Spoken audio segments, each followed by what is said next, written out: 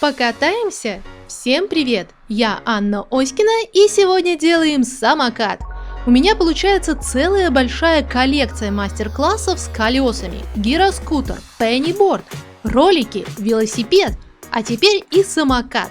И все эти замечательные игрушки можно сделать своими руками. Пришло огромное количество комментариев про самокат, и увиливать я не стала, а просто выполнила ваш запрос. Да и моя коллекция пополнилась прекрасным средством передвижения для кукол. Ставь лайк, если тебе нравятся мои видео, мне важна ваша поддержка, и подписывайся на канал, чтобы не пропустить новинки. Но переходим же скорее к мастер-классу. Для изготовления мне понадобится два цвета полимерной глины Fima – красный и черный, серебряная акриловая краска, деревянные шпажки и штифты-гвоздики. Также я начертила шаблон будущего самоката, размеры которого 10 на 3 сантиметра. Ссылку на шаблон я оставлю в описании под этим видео. И аккуратненько вырезаю шаблон.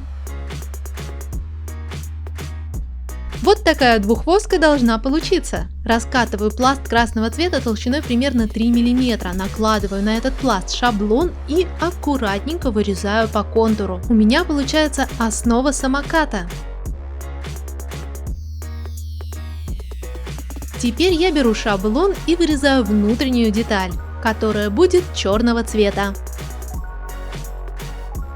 Чтобы деталь была интереснее, я решила добавить фактуру, и для этого воспользовалась фактурным листом с полосками. Аккуратно отпечатываю эту фактуру на полимерной глине, затем накладываю на уже рифленый пласт основу шаблона и аккуратненько вырезаю по контуру.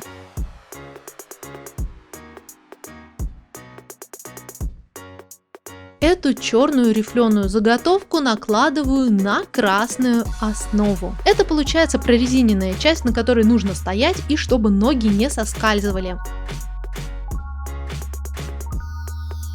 Переднюю часть самоката я немножко изгибаю. Для этого можно воспользоваться обычной рукояткой любого инструмента, который имеет округлую форму. Можно использовать даже обычный карандаш. И сверху нужно сделать отверстие шпажкой, куда и будет вставляться руль.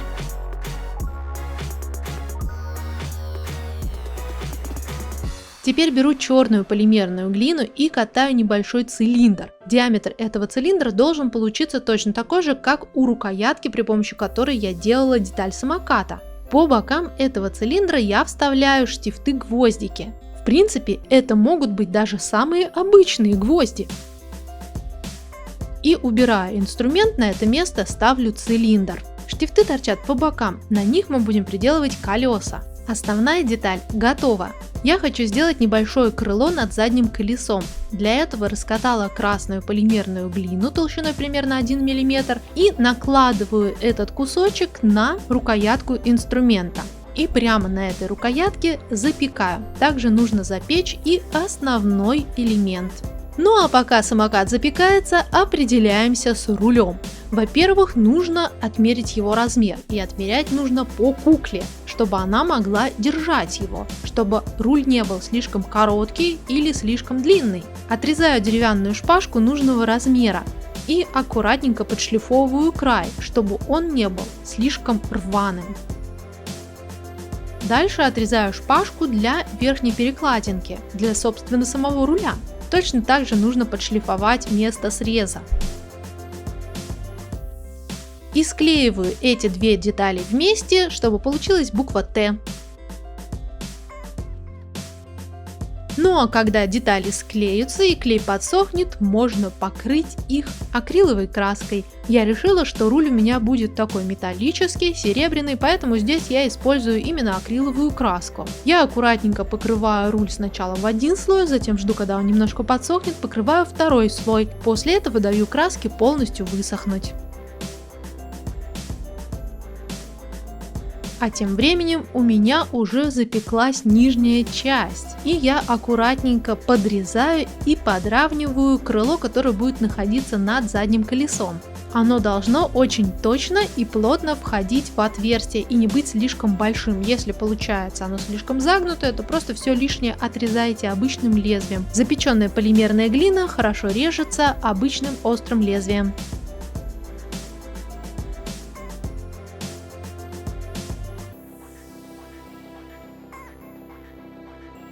И делаем колеса. Я уже подготовила 3 кусочка черной полимерной глины. 2 побольше и 1 поменьше для заднего колеса. Все эти 3 кусочка необходимо расплющить между 2 листочками бумаги. 2 колеса побольше должны быть абсолютно одинаковыми. Ну а маленькое колесо, конечно же, должно быть поменьше. И во всех этих колесах я делаю отверстие зубочисткой.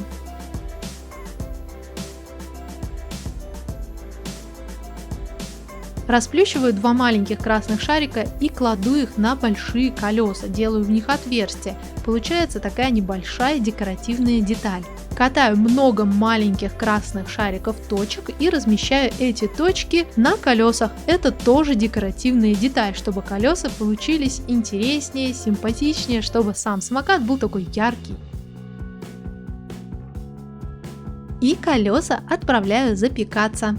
Теперь поработаем над присоединением руля. Во-первых, ему нужно сделать ручки. Ручки я делаю черного цвета.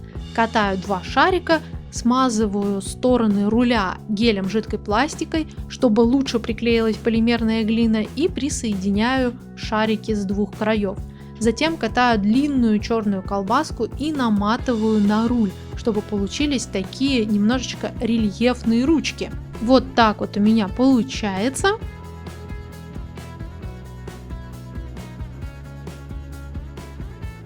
На место склеивания 2 шпажек я также размещаю черную полимерную глину. Я раскатала пласт толщиной примерно 1 мм, вырезаю из него небольшую деталь-прямоугольник и накладываю на пересечение.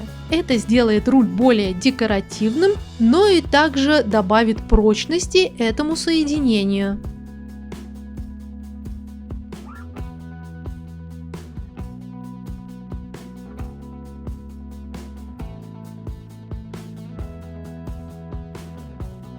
Капаю гель, жидкую пластику в отверстие для руля и вставляю туда руль. В принципе, можно приклеить и на обычный суперклей. Место стыка руля и нижней части я также оборачиваю полимерной глиной для прочности. Должна получиться аккуратная конструкция, которая уже не будет меняться. И эту деталь полностью я отправляю запекаться вместе с рулем, вместе с нижней частью. Ну а после запекания необходимо присоединить колеса. Сзади на этих 2 хвостиках я просверлила отверстие. И в это отверстие вставляется штифт и приклеивается там. Конечно же, необходимо вставить штифт таким образом, чтобы на него наделось еще и колесо. Проверяйте, чтобы колесо крутилось, лишние края штифта отрезаются. Передние колеса также необходимо вклеить.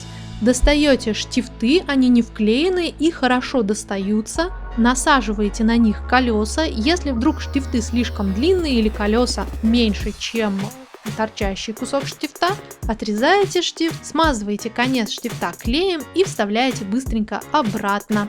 Главное, чтобы клей не попал на колеса, чтобы колеса не приклеились ни к штифту, ни к самокату. И проверяйте, чтобы все крутилось. Итак, колеса присоединены, осталось приклеить только заднее крыло. Приклеивайте таким образом, чтобы оно не касалось заднего колеса и не мешало ему крутиться.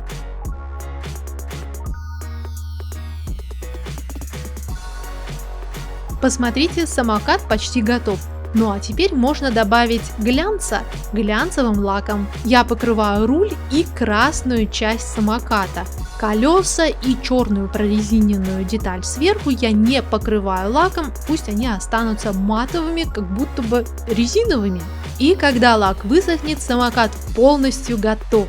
Посмотрите, какой классный самокат у меня в результате получился. Он отлично подходит кукле по размеру и можно отлично играть, кататься, а можно устроить целые настоящие гонки самоката, гироскутера, пенниборда, велосипеда и роликов. У нас найдется средство передвижения для любой куклы. И я очень надеюсь, что вам понравилась вся серия этих колесных мастер-классов. И, конечно же, жду ваших запросов на что-то новенькое. Что еще вы хотите, чтобы я слепила? Что еще вы хотите увидеть в миниатюре?